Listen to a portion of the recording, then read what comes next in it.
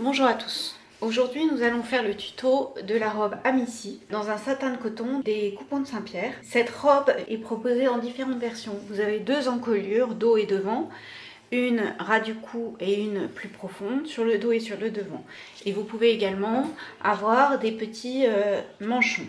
Aujourd'hui, on va faire la version avec le décolleté le plus profond et sans manches. La première étape est d'assembler endroit contre endroit le profil avec le devant. Là, on a une difficulté car on a deux arcs de cercle différents. Si cet arc de cercle là, sur le profil, la valeur au piqué à 1 cm ici est plus courte que la valeur au coupé. Par contre, ici, la valeur au piqué à 1 cm est plus grande que la valeur au coupé. Mais les deux valeurs au piqué sur le profil et sur le devant sont strictement identiques. Quand vous avez monté, voilà ce que ça donne. Donc on a des petites vaguelettes. On voit bien qu'on a des différences de longueur, que le profil, ici, la valeur au coupé est plus grande. Et par contre, sur le devant, elle est plus courte. Par contre, vous voyez bien qu'au piqué, les valeurs sont strictement identiques. Je n'ai pas du tout de fronce, ni sur l'un, ni sur l'autre. Donc pour arriver à coudre cette partie un peu compliquée, soit vous passez un fil de fronce le long de l'arrondi du profil, sinon vous épinglez en mettant précisément vos épingles à 1 cm du bord. Et vous faites correspondre l'écran de montage.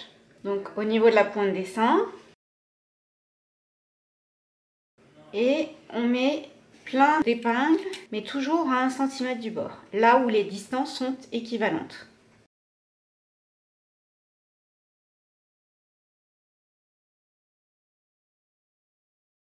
Donc j'ai mis plein d'épingles, mais toujours à 1 cm du bord.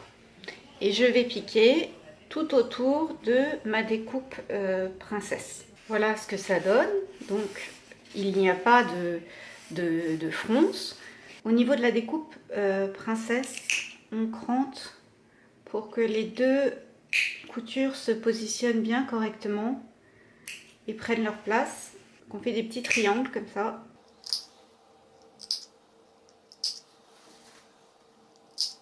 Surtout en fait au niveau de la pointe des seins. Ensuite, on assemble endroit contre endroit les dos avec les devants par les coutures d'épaule. Et on ouvre les coutures au fer à repasser. On obtient deux ensembles, un pour l'intérieur de la robe et un pour l'extérieur de la robe. On les positionne endroit contre endroit et on va piquer tout le bord de l'encolure. Pour faire bien correspondre les coutures, on met une épingle à 1 cm dans la couture et on va chercher son symétrique. Et donc on va épingler tout le tour de l'encolure.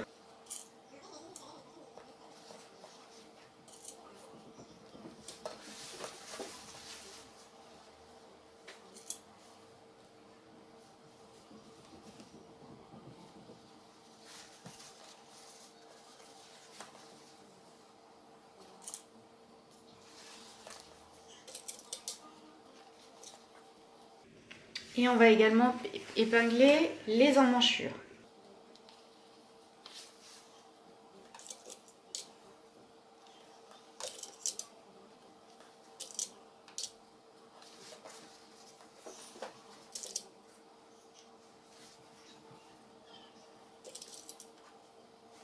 Pareil, je mets mon épingle dans la couture à 1 cm. Je vais chercher son symétrique. Et je vais piquer toute l'encolure et les emmanchures. On a assemblé endroit contre endroit les deux hauts par les coutures d'emmanchure, par la couture d'encolure et l'autre emmanchure. Et on a assemblé et bien évidemment on a cranté tous les arrondis. Maintenant on va retourner cet ensemble sur l'endroit en passant par les épaules.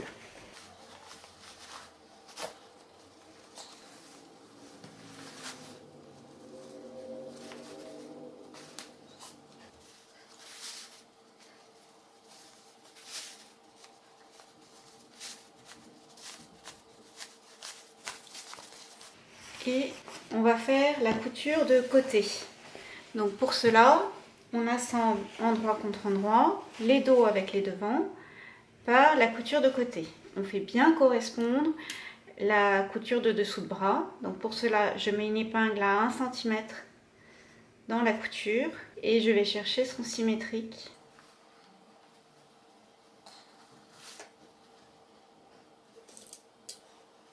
Et on pique toute la couture de dessous de bras et on l'ouvre au fer. On surpique le bord des emmanchures à 2 mm. Maintenant, on va s'occuper des ceintures. Les ceintures ont été thermocollées. Pour thermocoller, on prend un rectangle de tissu dans lequel tient les pièces à entoiler et on thermocolle ce rectangle, puis on coupe les morceaux. On assemble endroit contre endroit les ceintures dos avec la ceinture devant par les coutures de côté. On ouvre les coutures au fer. On assemble la ceinture sur le corsage, endroit contre endroit. On fait correspondre les coutures et l'écran. Donc je mets mon épingle à 1 cm et je vais chercher son symétrique. Et on va piquer tout autour de la taille. On fait ça pour la ceinture, pour le corsage intérieur et pour le corsage extérieur. On a assemblé endroit contre endroit les ceintures au corsage pour le corsage intérieur et pour le corsage extérieur. J'ai couché la valeur de couture vers la ceinture et j'ai surpiqué à 2 mm. Maintenant, on va s'occuper des jupes. Sur les jupes, j'ai surfilé les bords de la jupe pour le dos et pour le devant. Sur le devant, comme sur le dos, on trace sur l'envers la pince, on plie sur le trait central et on pique du haut vers le bas. Donc pour le devant et pour le dos. On assemble endroit contre endroit les dos avec le devant par les coutures de côté. On pique et on ouvre les coutures au fer. On assemble endroit contre endroit le corsage à la jupe. On fait bien correspondre tout l'écran de montage. On couche les pinces à chaque fois vers la couture de côté de la jupe. Ici, ma pince dos, je la couche vers le côté. Les coutures de côté, je vais mettre une épingle à 1 cm dans la couture et je vais aller chercher le centimètre dans la couture de côté de la jupe.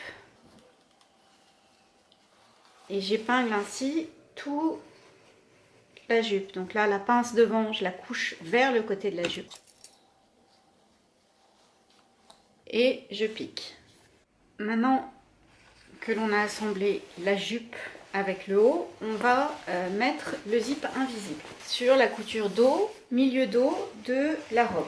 Pour coudre un zip invisible, on va utiliser 2 pieds. Le pied pour fermeture invisible, avec les 2 gouttières pour pouvoir piquer au plus près des dents du zip. Et ensuite, quand on va rabattre le corsage intérieur sur le corsage extérieur, on va utiliser le pied pour fermeture éclair standard. Le zip que j'ai, il n'est pas idéal en couleur, mais on est en période de confinement et je n'ai rien d'autre. Alors, on le positionne endroit contre endroit sur la couture de côté. On l'ouvre.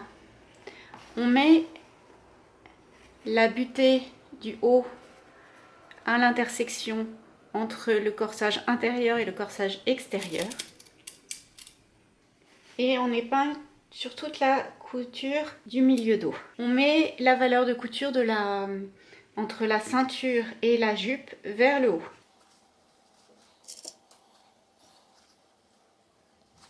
Et on épingle jusqu'au cran du bassin. Mon zip est beaucoup plus long que nécessaire, parce que j'ai toujours des zips de longueur standard de 60 cm, et je les ajuste en longueur en fonction du modèle que je couds.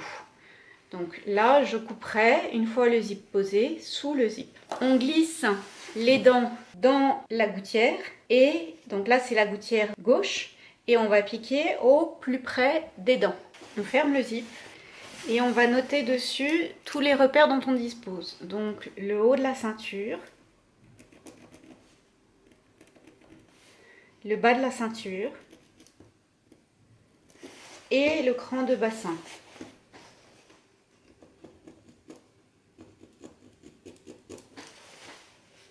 J'ouvre le zip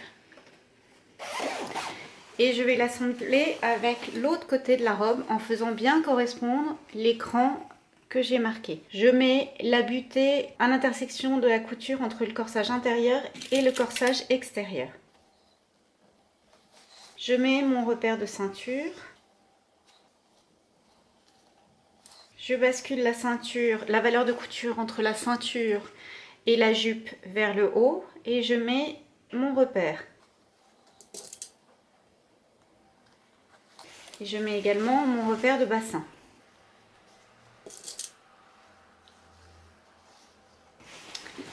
Et cette fois-ci, on va mettre le zip dans la gouttière de droite. Et on va piquer au plus près des dents. On vérifie les raccords au niveau de la ceinture. On ouvre le zip. On rabat l'extrémité du zip et ensuite on rabat le corsage intérieur sur le corsage extérieur. Sur le bas de la ceinture, je fais un rentré de 1 cm et je l'épingle au niveau de l'autre ceinture, de la ceinture extérieure. Donc mon zip est entre mon corsage intérieur et mon corsage extérieur. Et je vais piquer au ras des dents avec le pied pour fermeture standard. On retourne le corsage sur l'endroit. Et maintenant on va faire la couture entre le corsage intérieur et le corsage extérieur. Alors, on va essayer d'en faire le maximum à la machine et le reste on devra le faire à la main. Donc je retourne endroit contre endroit les deux corsages. Donc ma jupe est prise en sandwich entre mes deux corsages. Je fais correspondre mes coutures.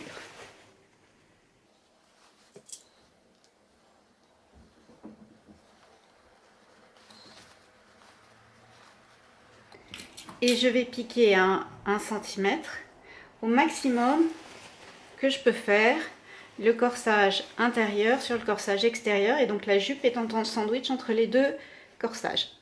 Il me reste un trou, donc je vais le finir à la main. Donc je fais un rentré de 1 cm et je le fixe sur la couture entre la ceinture et la jupe.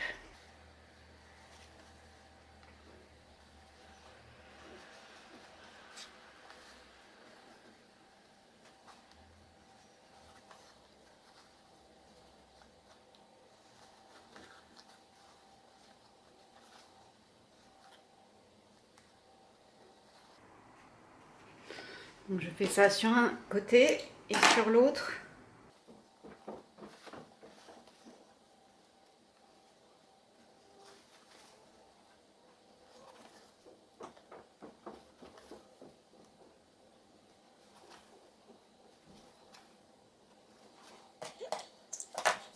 Je surpique à 2 mm l'encolure.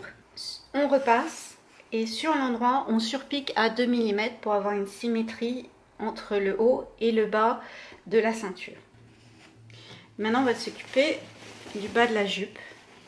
On va commencer par faire notre onglet. Donc pour faire l'onglet, on met le bord de la fente sur le bord de l'ourlet et on pique à 1 cm. On fait ça des deux côtés. Donc on replie endroit contre endroit, le bord de la fente et le bord de l'ourlet et on pique à 1 cm. On retourne sur l'endroit, donc on ouvre la couture et on retourne sur l'endroit. La fente droite a été recoupée.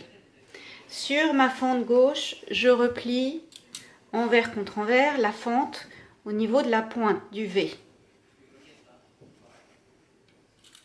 Donc le bord de la fente, du coup, dépasse le milieu dos de 1 cm. Je fais correspondre la fente droite et la fente gauche le long de la diagonale et j'épingle donc la fente puis la couture de milieu dos jusqu'au cran de bassin. Et je vais piquer la diagonale de la fente et la couture jusqu'au bassin. On fait l'ourlet de bas de vêtement qui est un ourlet de 3 cm, donc on repasse et on surpique. On peut même surpiquer le bord de la fente. Ça, c'est une histoire de goût. Maintenant, on va couper le zip à 3 cm sous le cran du bassin. Et la robe est terminée.